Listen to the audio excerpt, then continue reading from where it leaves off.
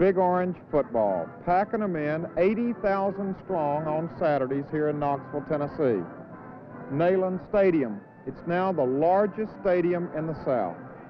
This is Huell Howser, and you know, it makes you feel good just being around all these Big Orange fans at one time. We have no shortage of fans, and they come from all over to support the Big Orange. Mr. Easter, you've come a long way for this game today. Yes, sir. You better believe it. All the way across country from California. All the way from California to see the Big Orange? You better believe it. Are there a lot of Big Orange fans in California? Man, there's a whole flock of them. We've made them Orange fans. Did you go to the university? No, sir, I didn't. Why are you such a Big Orange fan? Well, I was born and raised in Tennessee, and once a hillbilly, you're always a hillbilly. Well, welcome home. Welcome. Thank you, sir. And we're going to win tonight. Mr. Martin, it's football time in Tennessee. It sure is, and we're ready to go. We're expecting the Vols to have a big night tonight. Y'all came all the way up from Nashville. We sure did. Where'd you get that hat you got on? What is that thing? I bought this because it's got Big Orange country on it. I got it at Kane Sloan's in Nashville. Well, now, it's going to be a night game. You don't need a sun visor for a night game. Well, I need it until it does get dark. I always come in time to see the game and not miss a single play, not even a cheerleader play. Well, what's your name? I know you're a Big Orange fan. Rob Allen, Where are you from, Rob? Tullahoma, Tennessee. Can you look right in that camera and give us a real big Go Big Orange? Yes. Go Big Orange! That's a pretty good one. Go Big Orange! Our fans are gung-ho, and so are our players. These young men play their hearts out, and they're constantly making personal sacrifices for the cause of the Orange. Men like senior offensive guard Mickey Marvin. Mickey, there's been a change in Mickey Marvin from last year. Well, Hugh, I'm not only a year older and a year wiser, I guess you could say I'm about 53 pounds lighter. How did you get 53 pounds lighter? Well, it was just something, that I was, real disappointed in the season that I had last fall, and so I went home this summer and worked, and I went to my doctor and told him I wanted to get on a good diet. And so about the 1st of July, he put me on a prescribed diet and gave me some good diet pills, and well, for about 2.5, 3 weeks there, I didn't eat anything at all. You didn't eat anything for 3 weeks? Nothing at all. I was drinking juices, unsweetened grapefruit and orange juice and stuff like this. And I was, lots of juice. Oh, lots of juice.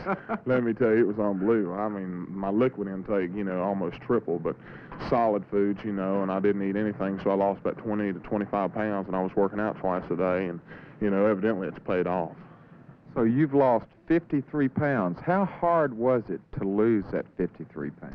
It was tough. The first 2 or 3 days are the toughest, because you get in there and you say, well, I can eat a little bit or nibble here and there, but you can't eat anything. Because, if you do, it just knocks the whole diet off balance, and it was just a thing that I was encouraged by my mother and dad to do, and, I knew what type of football player that I wanted to be and that I had to be for the University of Tennessee to be successful. And for Mickey Marvin to be successful, so it was just a thing of, going out there and working hard and getting the job done. Has it made a difference in your playing? Can you tell a difference between last year and this year? Oh, most certainly. This time last year I was, 295, 300 pounds throughout the season, and, right now I'm 260, 265, and the difference is in the endurance and, being able to go 4 full quarters full speed without having to, be all out of breath, and everything, and just in sorry condition. And, now I can go full quarters, full speed, and just endurance and quickness is the thing. I've noticed a lot of people, especially a lot of women, come up to you on campus and say, hey, it's the new Mickey Marvin, the new look. Well, that's okay. But I tell you what, before I left home, I got me a girl that I'm, we're doing real super right now. So all these women can come up and say anything they want, but that's all right, because I've got me a special young lady back home, and we're doing just fantastic. Mickey, this interview was supposed to be about your weight loss, not about your girlfriend. Well, you got to always put a little bit in there about the special gal. You know how it is. Her name's Tanya, and she is just, she's super, I'm telling you now. So many times we think of players as mere numbers on jerseys or bodies out on the field. But Big Orange football is people. And at the University of Tennessee, our football players have varied interests off the field. Take senior offensive guard Greg Phillips and junior tight end Jim Duvall, for instance. They're roommates over in Gibbs Hall. They're also budding young artists. They've learned to paint by numbers. So let's visit with these two budding young Orange artists in their room over at Gibbs Hall and see just how good they really are.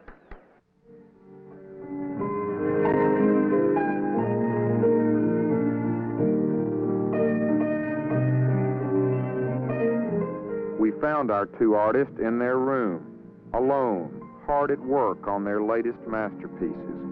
You know, concentration is so important when you're an artist, but they were kind enough to stop their painting for a while and share with me their deep inner feelings about painting by numbers. Jim, how did you all start your painting? Well, I was just kind of trying to find out something to do, you know, with some spare time. We had a lot of spare time during practice and stuff, and while I was up here before practice started, and I just decided to go to the store and pick up something to do and come up on these and picked up a couple of them, started doing it, kind of got hooked on it, I guess. So you started doing it first, and then Phillips, you kind of followed behind it. Yeah, well, I'd be laying over there about half asleep and looking at him, and it was either a choice between being completely bored or joining in on the gay surroundings, so I decided I'd make my side of the room look as pretty as his does, so I decided I'd paint me up a tiger or two myself. Have y'all ever done any painting before? No, I sure hadn't. This has got to be a new experience for me. Show them what you've been painting over there now. Put that thing to the camera so they can get a good look at it. And describe that for all those tens and hundreds of thousands of people who are wondering what it is. Well, this is basically your ordinary tiger coming out of the woods. We've got a coach over here, Coach Malone. He's always yelling "Big Cat" at us, "Big Cat." So I'm going to take this. I'm going to write "Big Cat" across the bottom of it and give it to him. I'm sure he'll have a place in his office for that. Are you sure you can write it? There aren't any numbers for you to fill in there. Can you do it on your own? Well, Jim over there, he's been signing his with his initials, so he's going to give me instructions on how to freehand some letters there. Jim doesn't have any tigers. Show him what you got, Jim. These are my kitties instead of my tigers. Those are really nice. Are you going to keep those for yourself or give them to somebody? I believe I'll give these away. I don't think I keep these. Do you ever get mixed up with your numbers, or is it harder than it looks? Well, I mean, we could make ourselves seem good and all and say that it's a lot harder than it looks, but just to tell the truth, the little booklets on them say for ages 8 through adult, and I guess about a 10-year-old could do a good job on them. You all have really started something here in the dorm. A lot of other people are painting by numbers now, too.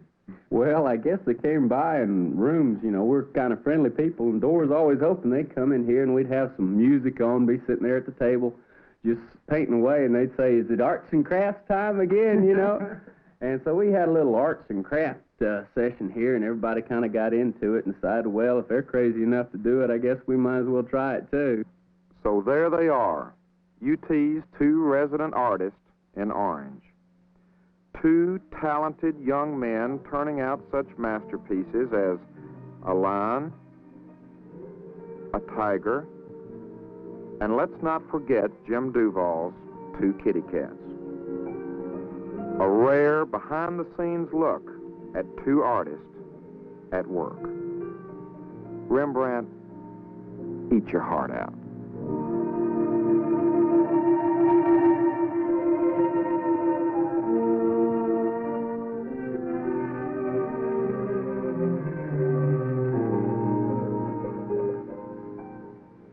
Two of the finest young men ever to wear the orange, Tommy West and Paul Johnson. You know, we're used to thinking of them as players, but now they have a different role at UT. Coach Johnson and Coach West, you all are playing a new role this year at the University of Tennessee. Yes, from being the starting center to being the JV offensive line coach, it's quite a change. Just exactly what are y'all's responsibilities, Tommy? Well, I'm coaching the junior varsity receivers, and Paul's coaching the offensive line. We have to have them ready to run. Next week, we'll have to have them ready to run Auburn's offense. And then, of course, we got to get ready for our junior varsity games also. Is it hard being a coach now, Paul? It's certainly a different kind of job that I have, and I think it's a little harder. I've never had to know all 5 linemen's assignments on the plays. I just had to know the centers, and now I'm concerned about tackles and guards and centers on the junior varsity, and it's a little harder, I think. Tommy, what is the difference, the main difference in your mind between being a player last year and being a coach this year? There is quite a bit of difference, isn't there? Oh, yeah, I don't think, on Saturdays now, you don't feel the same amount of pressure as you felt when you were playing. I look forward to Saturdays now as going down and watching the game and, having a good time up in stands, hoping they win. But whereas as a player, you've got to be all uptight all week, worrying about your job and stuff. When you were a player, did you ever think that someday you'd be a coach? No, never did. I was hoping I'd still be playing, but I like coaching. We had a real good time at Kentucky this past weekend, so I'm enjoying it. Paul, I know you've had some interesting experiences so far already with some of the people that you were teammates with in years past who are still on the team. Yes, I've been players with these guys all along, and I'm just like their friend to them, and they really can't picture me as Coach Johnson right now, but some of the younger players, they really respect my opinion as a player before and now as a coach, and I'm really in the role as a coach to them. But to the older players, I'm still just Paul Johnson. All right, now tell me honestly, Tommy and Paul, y'all really like people calling you Coach, don't you? Some of these younger players. Yeah, sometimes it seems funny, but when a freshman player walks by, like this weekend, a couple of guys that I played with, Russ Ravenstein, some of them were up here, and one of my players walked by and said, "What do you say, Coach West?" And Russ just started laughing. He said, "Coach West," like that. But, it makes you feel good. It makes you feel good if you feel like you can help one of them, be a better player, and then you see them on the varsity in a couple of years. I think that's what will make it be worthwhile. You're really being able to use the experience that you gained as a player here at UT to help some of the incoming people. Right. That's, I know a lot of different things from playing tight end. I've been helping the tight ends probably more than the wide receivers that can help them, to help them make a block easier, and they won't have to go through it so hard. So that's what I'm trying to teach them now. Hey, Paul, you hadn't answered that question about how you like being called Coach.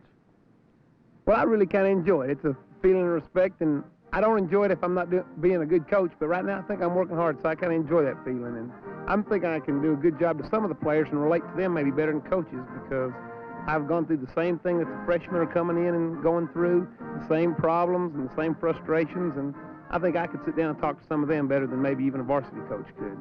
Did you enjoy your role as a player or as a coach more? I enjoyed my role as a player, but boy, seeing those people out there working that hard, I'm glad I'm coaching now. The University of Tennessee athletic program, successful, well-rounded, and going strong. This is Huell Howser with the final word. The University of Tennessee is your university. Support it.